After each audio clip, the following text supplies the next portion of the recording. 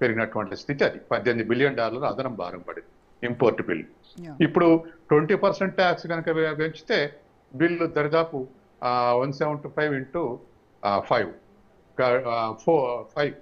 కాబట్టి ఈ పరిస్థితి దరిదాపు $35 బిలియన్ అదనం భారం పడుతుంది.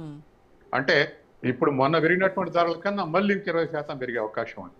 అంటే తాత్కాలికంగా $115 పెట్రోల్ లీటర్ అన్నారు కదా, అది 130 140కి చేరే అవకాశం ఉంది. ప్రభుత్వాలకి ఏ కొద్ది కూడా వాళ్ళు పెద్ద ఫీల్ కావట్లేదు ఈ రేట్లు పెంచడానికి. తగ్గించడానికి అనుకూలించడం లేదు, పెంచడానికి ఏమాత్రం ఈ మొహమాట పట్టలేదు. తడవకింత వేస్తూనే ఉన్నారు. కాబట్టి ఇది ప్రజల మీద భారం. తర్వాత దేశంలో ఉన్నటువంటి అత్యవసరాలు నిత్యావసరాలు అన్ని ధరలు శరవేగంగా పెరిగే అవకాశం ఉంది. ఇప్పుడే ప్రజలు దరిదాపు 5% ద్రవ్యోల్బణంతో సతమతం అవుతున్నారు. మరింత ఊపందుకునే అవకాశం ఉంది. కాబట్టి ఇటువంటి భారం పడే ఇండియాల మీద ఇటువంటి భారం పడేటువంటి అవకాశం ఉంది. ఎందుకంటే మనమే కదా సార్ ఎక్కువగా చమురు అవసరాలు ఎక్కువ భాగం మనం గల్ఫ్ నుంచి మనమే దిగుమతి చేసుకునేటువంటి అత్యంత దిగుమతిదారుల లిస్ట్ లో మనమే ముందున్నాం. అలాంటప్పుడు మనం అసలు కోలుకోలేని దెబ్బ ఇది మనకు. తర్వాత రెండోది ఏమిటంటే మనం ఇంపోర్ట్ చేయడానికి అరుముజ్జల సంధి నుంచి మనం ఇంపోర్ట్ చేసుకోవడానికి బ్యారెల్కు $2 ఇప్పుడు ఖర్చు అయ్యేది. $2 గల్ఫ్ నుంచి ఆయిల్ అడ్డుకుంటే మనం దిగుమతి చేసుకోవాలంటే అది ట్రాన్స్పోర్ట్ ఖర్చే అమెరికా నుంచి దిగుమతి చేసుకోవాలంటే $14 బ్యారెల్కు $14. గల్ఫ్ నుంచి దిగుమతి చేసుకుంటే $2 ఓన్లీ. ఇది 2000 కిలోమీటర్ల దూరం ఉంటే అది దరిదాపు 20,000 కిలోమీటర్ల దూరం అమెరికాకు మనకు త్రూ సీ మనం ఇంపోర్ట్ చేసుకోవాలంటే. కాబట్టి $2 లెక్కడ $14 లెక్క. తర్వాత ఇరాన్లో ఒక బ్యారెల్ క్రూడ్ ఆయిల్ ఉత్పత్తి $14, అమెరికాలో $45. కాబట్టి వాళ్ళ అమెరికా ఎకానమీ నుంచి ఎక్కువ కొనే విధంగా ఎన్నో ఒత్తిళ్లు జరుగుతున్నాయి. చుట్టూ స్కేర్సిటీ క్రియేట్ చేస్తే మనం ప్రస్తుతం రష్యా నుంచి కొంటున్నాం, రష్యా నుంచి కొంటలేదు, మా నుంచి కొనాలంటే అది కూడా తప్పదు. ఇది దుస్థితి. కాబట్టి ఈ దుస్థితి నుంచి బయటపడాలంటే ప్రైమరీ లెవెల్ని అలా ట్యాక్స్ వేయటం కరెక్ట్ కాదనేటువంటి స్టేట్మెంట్ ఇరాన్ అయినా వేయటం లేదా అమెరికా వేయటం కరెక్ట్ కాదు. ఏదైనా సర్వీస్ ట్యాక్స్ ఉంటే అది గతంలో ఇరాన్ ఎంత వేసిందో అంతే ఉంది. తర్వాత వసూలు చేసుకునే హక్కు ఒక ఇరాన్కి ఒక్కదానికే లేదంటే ఒక ఒడ్డున ఇరాన్ ఉమన్ ఉంటుంది, ఇంకొక ఒడ్డున సౌదీ అరేబియా, యుఏ ఇటువంటి దేశాలు ఉంటాయి. కాబట్టి అటువంటిది ఏదన్నా వస్తే వాళ్ళ మధ్య చర్చలు జరగాలి తప్ప అమెరికాకి ఏ హక్కు లేదు అరుముజ్జల సంధి మీద.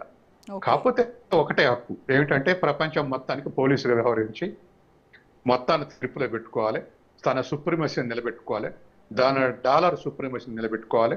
ఆయిల్ డిమాండ్ అమెరికా నుంచి దిగుమతి చేసుకోవాలంటే డాలర్ల డిమాండ్ పెరుగుద్ది, లేదా అమెరికన్ స్పాన్సర్డ్ కంపెనీస్ అంటే డాలర్ల డిమాండ్ పెరుగుద్ది. ఇప్పుడు వెనిజులా లెక్క మిగతా గల్ఫ్ దేశాల్లో కూడా many multinational companies are working in Gulf countries, American companies.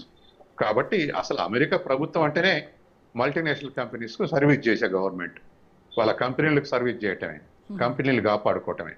కాబట్టి ఆ ఆస్పెక్ట్ లో మరొక పెత్తనం చెలాయించాలన్నటువంటి దుర్బుద్ధి తప్ప మరొకటి లేదు. ఇప్పుడు ఈ అడిషనల్ ట్యాక్సెస్ వల్ల మొత్తం దేశీయంగా మనకి ఫ్యూయల్ ప్రైజెస్ విపరీతంగా పెరిగే ఛాన్స్ ఉంది కదా సార్. ఎందుకంటే పెరిగినటువంటి ధరలను కంపెనీలు ఏవి భరించవు. సో మనమే కన్స్యూమర్ పైననే ఎక్కువగా ఈ భారం పడతా ఉంది. సో ఇలాంటి పరిస్థితుల్లో భారత ప్రభుత్వం ఏమన్నా రాయితీలు ఏమన్నా ప్రకటించే అవకాశం ఉంటుందంటారు?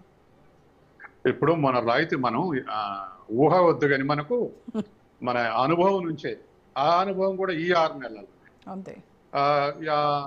మనకు మొన్న ఈ స్కేర్సిటీ ఏర్పడ్డప్పుడు కంపెనీలకు రాయితీ ప్రకటించింది ప్రభుత్వం. ఆ నష్టాలు వస్తున్నాయి కంపెనీలకు అని కంపెనీలకు రాయితీ ప్రకటించింది. ధరలు పెరిగింది కాబట్టి కస్టమర్స్ కు రాయితీ ప్రకటించలే.